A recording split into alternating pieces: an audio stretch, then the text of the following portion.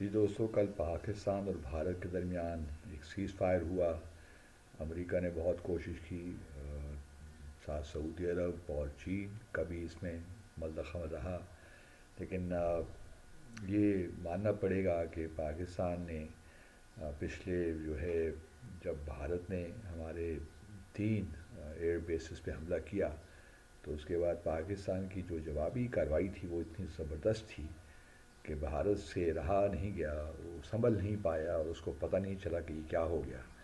بھارت نے میرے خیال میں پاکستان کی جو ہے صلاحیتوں کو انڈر اسٹیمیٹ کیا، اور اس کا کریڈٹ میں کسی حد تک جو ہمارے سابق آرمی چیف ہیں قمر باجوہ کو بھی دیتا ہوں، کیونکہ 2022 نے یہاں اسلام آباد میں ایک مرکزہ ڈائلاگ ہوا تھا، تو اس میں انہوں نے کہہ دیا کہ پاکستان کے ساتھ تو صلاحیت ہی نہیں ہے اس کے پاس کہ وہ بھارت کے ساتھ 6 دن بھی جنگ لڑ سکے، تو ہمارے تو بہت بڑے مسائل ہیں۔ تو شاید بھارت نے مس انڈرسٹینڈ کیا، مس ریڈ کیا ہماری جو صلاحیتیں ہیں، تو بھارت کو بہت نقصان ہوا۔ 6-7 مئی کو بھی جب بھارت نے اٹیک کیا، اس میں ہم نے ان کے رافیل طیارے بھی گرائے، SU-30 بھی گرایا، MiG-29 بھی گرایا، اور بھی جو ان کے ایئر ایسٹس تھے وہ بھی گرائے، اور اب تو پوری دنیا مان رہی ہے، بلکہ بھارت خود بھی یہ تسلیم کر رہا ہے۔ اور اس کے بعد جب ہم نے اپنا ایکشن شروع کیا، اور جس طرح ہم نے S-400 کو بھی نیوٹرلائز کیا، تو یہ ایک بہت بڑی بات تھی۔ اور اس میں تو میں سمجھتا ہوں کہ ہمارے جو PAF کے، پاکستان ایئر فورس کے جو ہے پائلٹس جو ہیں، ان کو خراج تحسین پیش کرنا پڑتا ہے کہ بڑی زبردست ہماری تیاری تھی، اور ہم نے بھارت کو ہر محاذ پہ ہی تقریباً شکست دی۔ بھارت میں اب ایک جنون تو ہے، سیز فائر وہ اسکرمشز ہوتی رہی ہیں اس کے بعد بھی، تو یہ کوئی سیز فائر پرماننٹ چیز تو ہے نہیں۔ دو باتیں بڑی اہمیت ہیں۔ دیکھیے، جہاں تک بھارت نے جو اعلان کیا ہے کہ جی ہم نے اپنے اہداف اچیو کر لیے ہیں، اور ہم نے بالکل بڑے واضح طور پہ کہہ دیا ہے کہ ٹیررزم کے لیے ہماری زیرو ٹالرنس ہے، اگر ٹیررزم ہوگا اس قسم کا واقعہ جو پہلگام میں ہوا تو پھر ہم دوبارہ پاکستان کو سبق سکھائیں گے۔ یہ ان کا کہنا ہے کہ انہوں نے اپنے اہداف حاصل کر لی ہیں، اچیو کر لی ہیں۔ دوسری بات یہ ہے کہ پاکستان نے، جہاں تک ہم بھی یہی کہہ رہے ہیں کہ جی ہم نے، اور یہ بات درست ہے کہ ہم نے جو ایک ڈیٹرنس ہمارا تھا وہ بھارت نے اس کو ہمارے ڈیٹرنس کے باوجود بھی اس نے حملہ کیا ہمارے پاکستان میں آ کر، اس نے ہماری مساجد کو ٹارگٹ کیا، انوسنٹ لوگوں کو قتل کیا، شہید کیا، اور کہا کہ جی ہم نے ٹیررسٹ کو مارا، اور ٹیررسٹ جو فیسلٹیز تھیں ان کو ہم نے ٹارگٹ کیا۔ تو یہ ایک بھارت کا آپ کہہ سکتی ہیں کہ مکروہ چہرہ ہی ہے کہ ایویڈنس تو کوئی دنیا کے ساتھ شیئر کرتا نہیں ہے، اور بس خود ہی کہہ دیتا ہے کہ جی یہ ٹیررسٹ کیمپ ہے اور ہم نے ان کو مار دیا، حالانکہ وہ مساجد تھیں اور سارے انوسنٹ سویلینز تھے۔ پھر پہلگام کے بارے میں بھارت نے کوئی دنیا کو، پاکستان کو کیا دنیا کو بھی کوئی ایویڈنس پیش نہیں کیا۔ اب معاملہ کہاں جا کر رکے گا، کیونکہ پاکستان نے الحمدللہ اس واقعے کے بعد ڈیٹرنس تو اپنا ریسٹور کر لیا ہے۔ بھارت کو یہ سمجھ آ گئی ہے کہ اگر بھارت کبھی بھی پاکستان میں یا آزاد جموں و کشمیر میں حملہ کرے گا تو اس کا بھرپور طریقے سے جواب دیا جائے گا، جو ہم نے دیا۔ اور یہ بالکل ہم نے، اس کے باوجود کہ پاکستان کے وسائل ہیں، ہمارے اکنامک ایشوز ہیں، لیکن ہم نے جب ساورنٹی کا معاملہ آتا ہے، ٹیریٹوریل انٹیگریٹی کا معاملہ آتا ہے، تو پھر ہر قربانی دینی پڑتی ہے، اور شاید یہی بھارت نے مس ریڈ ہمارے بارے میں کیا کہ شاید ہم دب جائیں گے، یا لیکن یہ بات ضرور ہے کہ ہم بھی لڑائی نہیں چاہتے، جنگ نہیں چاہتے، ہم بھی امن چاہتے ہیں۔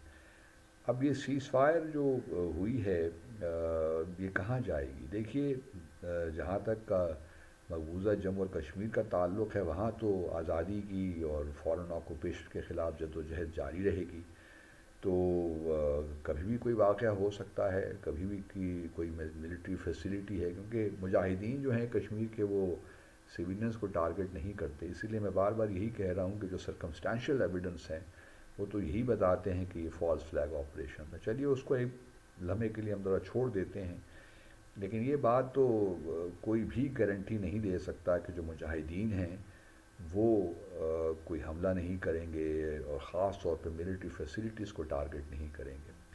تو کیا جب بھی اس قسم کا واقعہ مقبوضہ جموں اور کشمیر میں ہوگا تو بھارت فوری طور پہ وہی سچویشن کریٹ کر دے گا جو اس نے 22 اپریل کے بعد کی.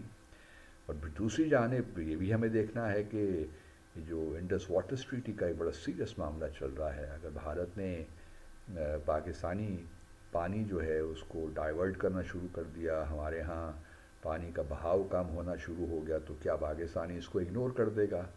تو ہم وہیں پہ آ کر کھڑے ہو جائیں گے جہاں کل تک ہم تھے.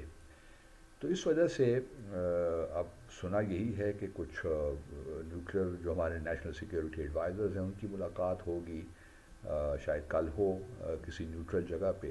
میری جو درخواست ہے وہ یہ ہے کہ پہلے تو دیکھیے یہ جو بائی لیٹرل انگیجمنٹ ہوتی ہے نا، یہ اس کا کوئی فائدہ نہیں رہا، کیونکہ ہمارے پاس کوئی بائی لیٹرل فریم ورک نہیں. اور یہ اچھا ہے کہ بائی لیٹرل فریم ورک نہیں ہے، اس لیے اس میں شاید ایک گنجائش یہ بھی ہے، کیونکہ جو لاسٹ ہمارا 2 فریم ورکس ایک ہم نے بنائے تھے، ایک جو تھا اپنا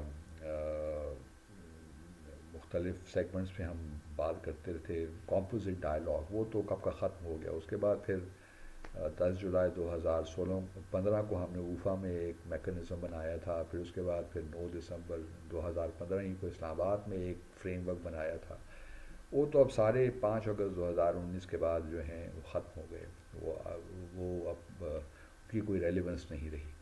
اب یہ ہے کہ اگر ہمارے این ایس اے جاتے ہیں تو کم از کم جو ہے جموں اور کشمیر کا تنازع سر فہرست رہنا چاہیے. اور ساتھ ساتھ میں سمجھتا ہوں کہ میڈیشن بہت ضروری ہے. فیسیلیٹیشن کہتے ہیں اگر بھارت کو میڈیشن کے لفظ سے چڑھ ہے، لیکن کسی ایک ملک کا، امریکہ ہو، سعودی عرب ہو، ہمیں اس سے تعلق نہیں ہے، لیکن ہم تو چاہتے ہیں کہ جو اصل روٹ کازز ہیں وہ حل ہوں. پہلے تو دیکھیے یہ روٹ کاز حل ہونی چاہیے کہ جموں اور کشمیر کے تنازع کو ہمیں کس طرح حل کرنا ہے.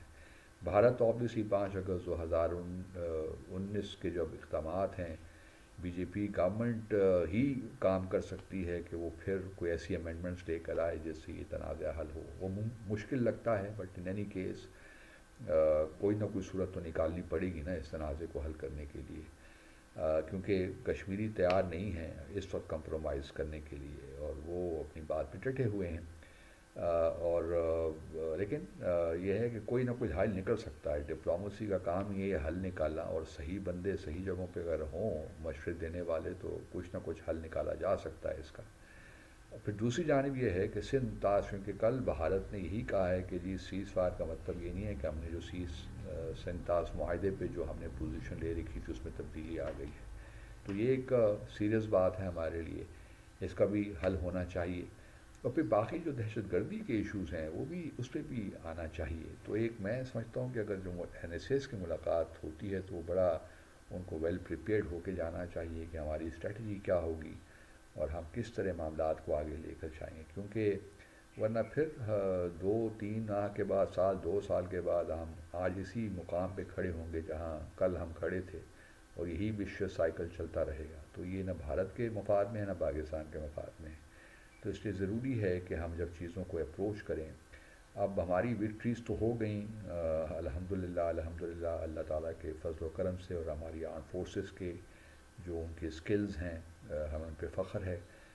لیکن اب اس یہ نہ ہو کہ جو ہم نے عسکری ملٹریلی جو ملٹری سکسیسز ہم نے اچیو کی ہیں وہ بدقسمتی سے ہماری سفارتی ناکامیاں نہ بن جائیں. تو ان ملٹری جو ہیں کامیابیوں کو ہم نے سفارتی کامیابیوں میں بھی ٹرانسلیٹ کرنا ہے. تو یہ چیلنج ہے، اور خاص طور پہ جموں اور کشمیر، سندھ تاش معاہدہ، ایون ٹیررزم، کیونکہ پاکستان کے بھی بڑے سیریس کنسرنس ہیں when it comes to terrorism. تو اب دیکھنا یہ ہے کہ ہماری سفارتکاری کس طرح آگے چلتی ہے. اور once again congratulations to all the people of Pakistan, جس طریقے سے انہوں نے بھی پورا ایک جذبے کے ساتھ ہم سب متحد ہوئے، یہ ہمارے لیے بڑے فخر کی بات ہے. اور then congratulations and to our armed forces, we are proud of them, اور وہ ہماری شان ہیں، اور ہم پہ جتنا بھی فخر کریں کم ہے. اللہ حافظ.